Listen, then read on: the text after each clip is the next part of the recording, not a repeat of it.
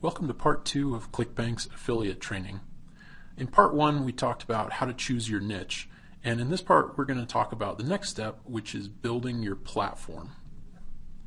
So first off, let's just cover what is a platform, because it may be a new concept to a lot of people out there. But basically, just a platform is a home base for establishing your authority and building an audience. So basically it's a site or a channel where you can start to share your thoughts and ideas, interact with people, and have people come to listen to you and to see what you have to say. And there are several different options for how you can build a platform, which we'll talk about in just a minute. But basically it's just a place where you can get your thoughts out there and start to build a reputation and send people so that they can get more information from you. So let's talk about why you need a platform as opposed to just trying to build an affiliate business based purely off of niche websites or doing free traffic or things like that. There are 3 really good reasons for why you want to build a platform.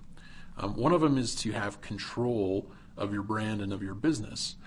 If you rely completely on third-party sources for getting traffic and for sending affiliate promotions, those can be taken away from you at any minute. So you may be, sending traffic through Twitter or YouTube or something like that. But if they decide to change their terms of service, or if a service decides to go out of business, then you could lose all of the business and momentum that you've built. So you don't want to rely completely on third parties. You want to have your own website or own kind of home base where people can come back and find you so that no one can take that away. It's just a much better long-term play and long-term business strategy than relying entirely on outside parties. The second is trust and reputation. If you have a home base where people can come and find you and it looks reputable, and you have content and you've given people a reason why they should view you as an authority and an expert, then they're going to trust you and trust your recommendations a lot more. They're more likely to click your affiliate links or take your referrals seriously and actually check out the product and buy. And then finally, it's really the easiest path to success. Selling through your own platform or as an affiliate, pre-selling, it's going to be so much easier than trying to get people to click on your links and buy if they don't have a reason to trust you, don't have a reason to view you as an expert, and you're trying to just interrupt their attention and grab their attention for a second. It's going to be much better if they're already looking to you as a resource and they see you as reputable. So there are a bunch of different kinds of platforms that you can build. The first one is building your own blog on WordPress, and we'll talk about this a little bit later, but basically on your own self-hosted WordPress. So having your own website. You could do it building a platform on Facebook, on a fan page or something like that. You can have a YouTube channel, and that's a great way to build an audience. Obviously these are third-party options, but they can be used to complement your main platform, which we'll talk about in a second. Twitter is a good option, or you could potentially build a forum and build a platform that way. What we recommend is to take a blog and make that the centerpiece of your platform. So you always want to have your own website, like I talked about earlier, to send people back to. And there are several other good reasons for that, which we'll cover in a little bit. But the best way really is to build multiple platforms and multiple different channels and let them support each other. So if you have a blog, link to Facebook, link to your YouTube channel. If you have a YouTube channel, send people back to your website. So make them support each other. Don't just pick one. Now, one note I want to make about that is you don't have to do all of these, and in fact I wouldn't recommend doing all of these for most people until you've really started building out and you have plenty of bandwidth to work on them. You'd be better off building a blog and then maybe picking 1 or 2 of these extra platform channels to build off of. So have a blog and a YouTube channel, or have a blog and a Facebook fan page. where people can come and find you and interact with you, rather than trying to do all of them and not dedicating the proper amount of time and resources to any of them.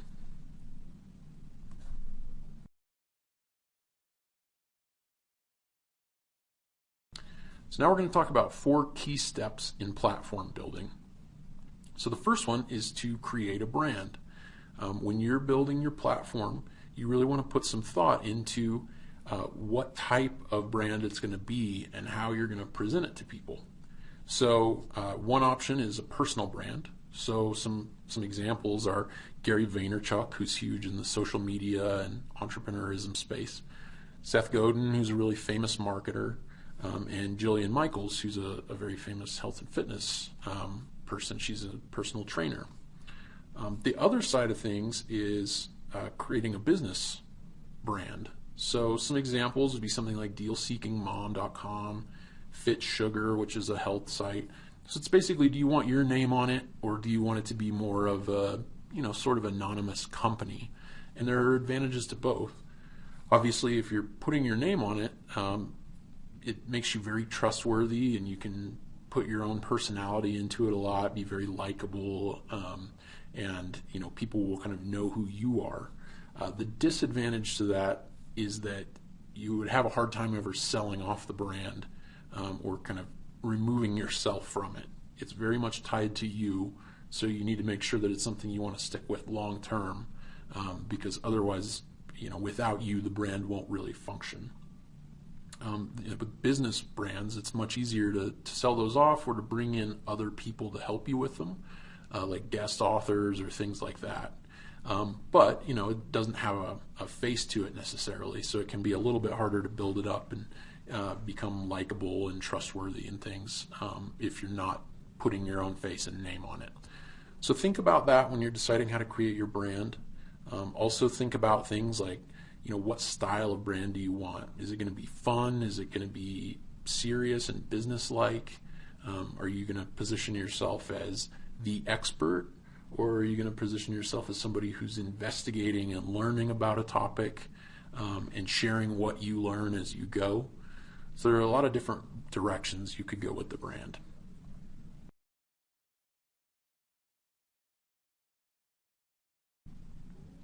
The second step to building your platform is to get a domain name and to get web hosting.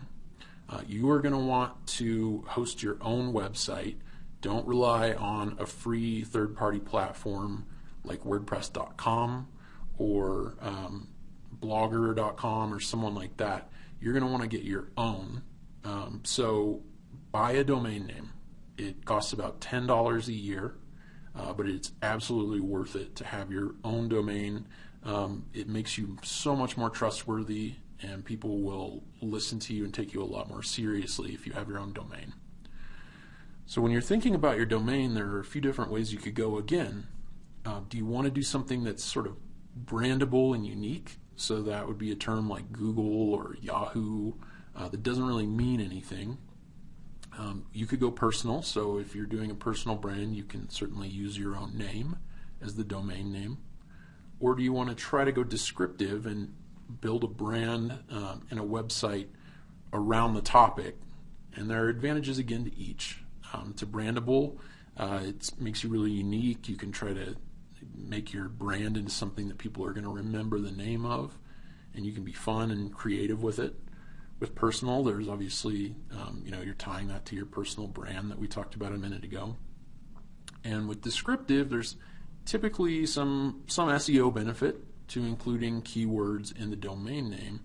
But if you go too heavy on the descriptive and the sort of SEO focused, it can actually detract from your brand, because it seems like you're just trying to game the search engines, and this isn't something that you're building because you really care about it necessarily.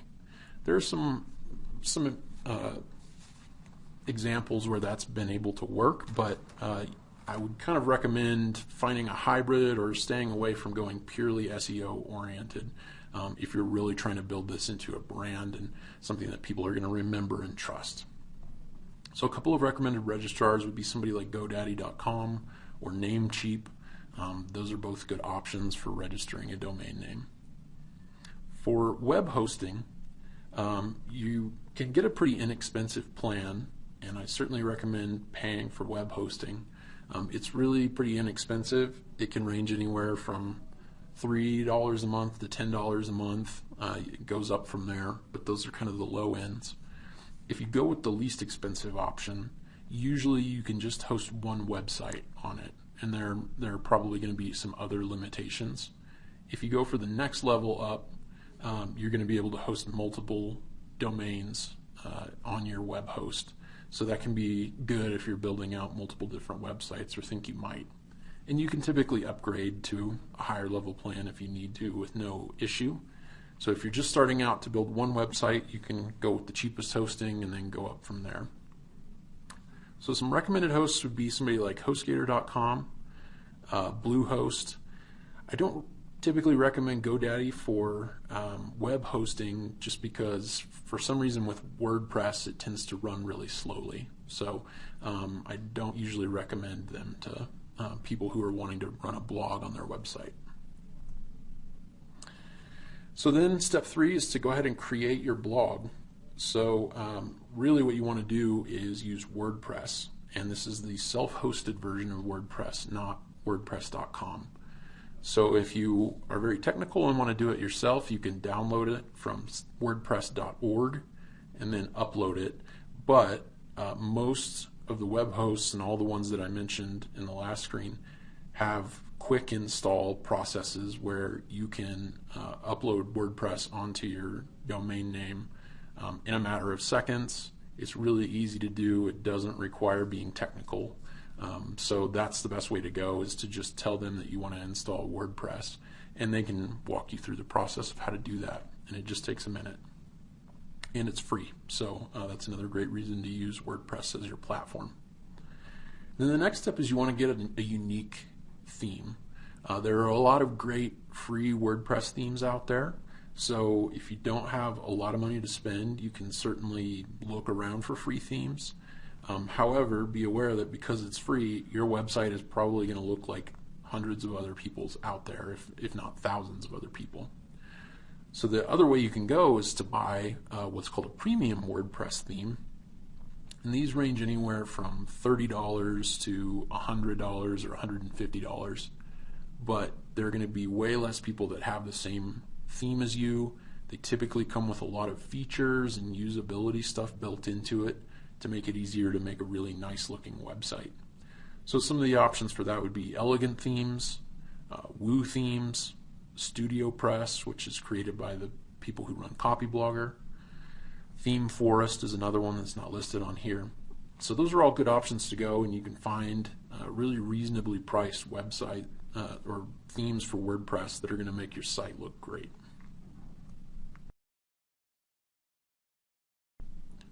And finally, step 4 is to build a mailing list from the start. This is one of the things that so many affiliates don't do because it costs a little bit of money and they aren't confident that they're going to be able to get people to opt into their mailing list, and it causes them to leave a lot of money on the table in the long run. So you want to give people a way to subscribe to your website, for you to be able to reach out and contact them when you have news or you want to promote products. Email works so much better than hoping that people are going to see a particular blog post that you put up or posting on Facebook or Twitter, where it can get lost in the stream of all the social media stuff people have going on.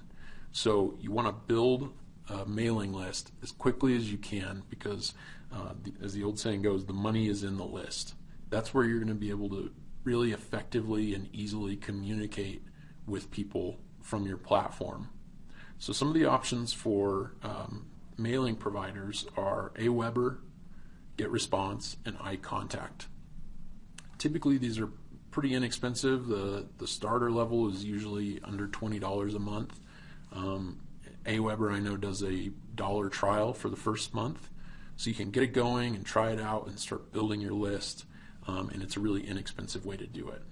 So, all in between a domain, a couple months of web hosting, and getting an email provider, you're going to be somewhere in the range of $50 to $100 most likely. So for getting a business, and especially a long-term business set up, that's really, really inexpensive. So that's it for this video. In the next video, we're going to talk about how to start growing your audience. So I will see you there.